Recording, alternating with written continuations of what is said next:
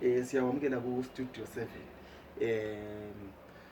Ungasitsho mnumzana ukuthi lilo hlelo elenzayo lapha njengezizalwane zeZimbabwe lapha elincedisa khona abantwana abakade be-applya befuna ukungena umsebenzi wokuba ngomongikazi. Ungasitshela ngohlelo lolu ngamafitshane? Ngingathi esikwenzayo ukuncedisa abantu abavela ezindaweni abaswele amathuba ukuthi bazithuthukise labo empilweni, asebepasile o-form 4 abanye bepasile o-form 6 ukuthi kungenzakala njani. Kwasokuvela ke silokhu sisadidekile ukuthi singancedisa njani abantu. Kwasokuvela ithuba lelele lokuthi kuyabhaliswa abafisa ukuthi babe ngomongikazi.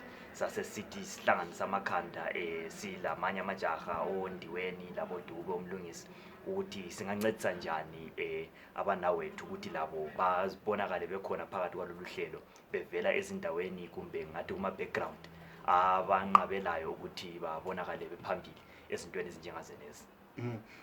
Abantu abaningi bangathi ukuthi kube kwaba lokukhalakhala emuva ikakhulu ngomnyaka opheli odlulileyo abantu bekhala ukuthi abantwana bavela emhlubeni noma thibeleni benelisa ukuthi bethola amathuba njengalo akunezinto. Iziphi ezinye izinto ezibona bezibenqabela ukuthi benelisa ukuthi bakwanise ukuthi bafake ama-applications abo? Owakuqala ngingathi kwaba yiludaba lokuthi kwaphuma ilizwi elalisithi abantu mhlawumbe abale 5 O levels abayekho emakhaya emathebeleleni abatholakali. Leyo nto yasifuqa ukuthi sihambe siyabadinga la kanye sibathole emakhaya ende sibatholile banengi abantu abale 5 O levels, banengi abantu abadlula khonapho. Leyo yaba ngezinye zezinto zakuqala yasifuqayo. Isisifuqile injalo sasesikhangela indingeko kumbe indubo ababelazo zazibanqabela ukuthi bafaka ama-applications abo besigoqela mhlawumbe ukuthi kwezinye izindawo izinto ezi-applya nge-internet kwalezi insuku umuntu uyabengelayo imali ye-data kumbe ngefoni yakhe ingelamagetsi ukuthi akwanise ukuthi asebenze. So lezi beyizinto ebezisenqabela abanawethu ukuthi bengene kulolu hlelo. Kodwa sizamile ngendlela ade singabancedisa ngazo ukuthi iningi labo lifaka ama-applications besisenza ukuthi abasemadorobheni kule ndawo abafowethu abavule khona ama-office abo ukuthi ofunayo ukubuya engazosebenzisa i-internet lapha e-ofisini yami kungelambadalo. So abanawethu abaningi bangenile bencedisa ondiweni bavula ama-office abo, oMakhumalo uSamkeliso silabo baba uNkomo bavula ama-office abo ukuthi abantwana abanjani ababuye. Labanye abafowethu abangaphandle kwelizwe basithumezela izimali bathi ncedisanini abantwana sabathumela i-airtime behleze emakhaya emakhaya sibile emaphandleni sabathumela i-airtime benelisa ukuthi banjani bafaka ama-applications abo online sabathumela ama-instructions ukuthi lokhu likwenze njani. Ekugcineni besilaba abantwana kade bedlula 300 akade bezama ukuthi bephatheke kodwa abayiba abaphumeleleyo badlule phezudlwana ke-150 ukuthi sabafaka bakwanisa ukuthi ba-apply kulolu uhlelo.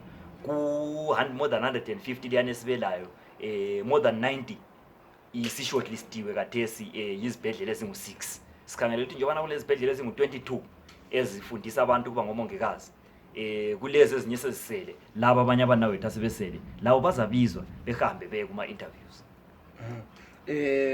Kulalabo esibone isiza labo lapha eHarare abanye bakhona ukhanya ngani ngabantu bokuthi mhlawumbe umuntu wazibhasela nje isikolo kakuhle. Ngibone omunye umuntu mbazana kade umfaka lapha emfanekisweni lapha kuma-Facebook abaphumelela kuhle ezikolo kodwa ke uthola ukuthi sebefuna ukuthi benze umsebenzi wokuba ngomongikazi bona kungasiko into eyisifiso sabo.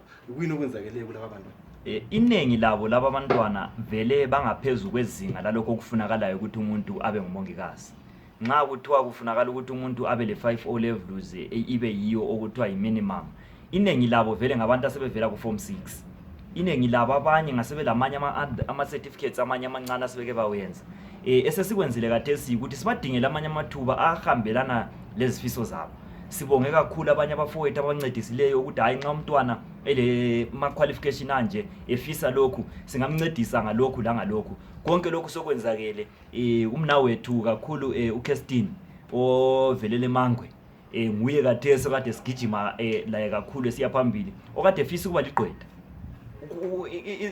Ama-grades alawo esikole upasa avuma ukuthi ayefundela ukuba ligqwetha njalo yisi sifiso alaso.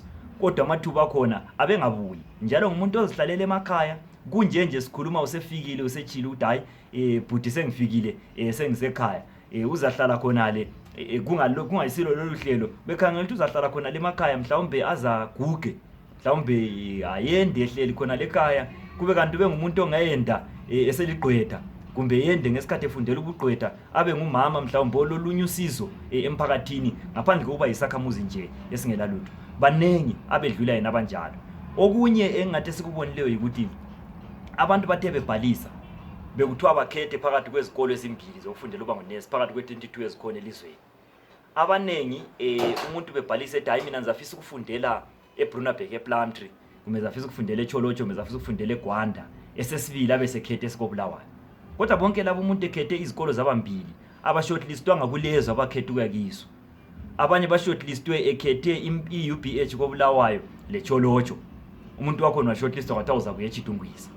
So yibo ke laba kade sibathwele sabuya labo lapha eHarare ukuthi bebuye bezongena kuma interviews laloba kungayisizo izibhedlela ade bezikhethile uhulumeni sebakhethele ezeni lezo zibhedlela sithe bangadeli babuye bangene phakathi kohlelo. Yiba abantwana ade sibela beHarare sibonga abafowethu abanye bangaphandle kwelizwe bachaya izimali babhukhela izindlu ukuthi behlale besalapha nxa besahamba kuma interviews.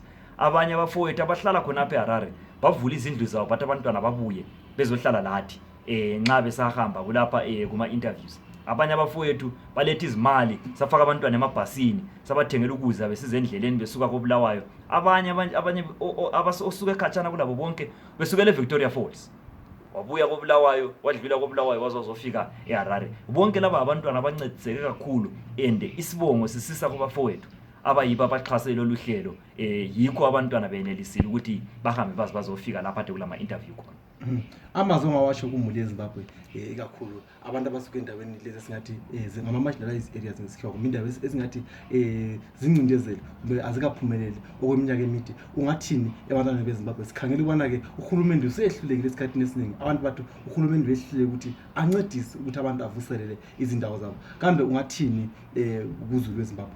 Mina engakutsho especially kakhulu ebantwini bakithi ngendlela esesiphile ngayo lendubo esihlangane lazo ngingathi okubalekile kakhulu ukuthi sinanzelele ukuthi sesifike kwisikhathi engasithi ngesikavukuzenzele nxa abantu bengasazenzelanga bathatha abantu bethu ukuthi sibahambise baye ezikolo sathatha abantu bethu sisithi thina ozabuya ezoncedisa abantu bethu abanawethu ukuthi bakhule ngabuye ezoncedisa sivele silohlelo esilalo zikhona intandane phakathi kwethu asizincediseni ngoba amathuba ukuthi sihlale silindile ukuthi azavela kumbe azayaziswa kithi ngibona ngathi kunzima azahlala ebuya efihliwe. Bakhona abanye ekade besitshela ukuthi uzibani ngamedlula esikolo kodwa ngesizathu sokuthi mhlawumbe uyise ngukhansila uyise ngusobhuku uyise yilokhu wagcina sethola ischolarship ngaphambili kwami sifunde sonke mina ngamdlula.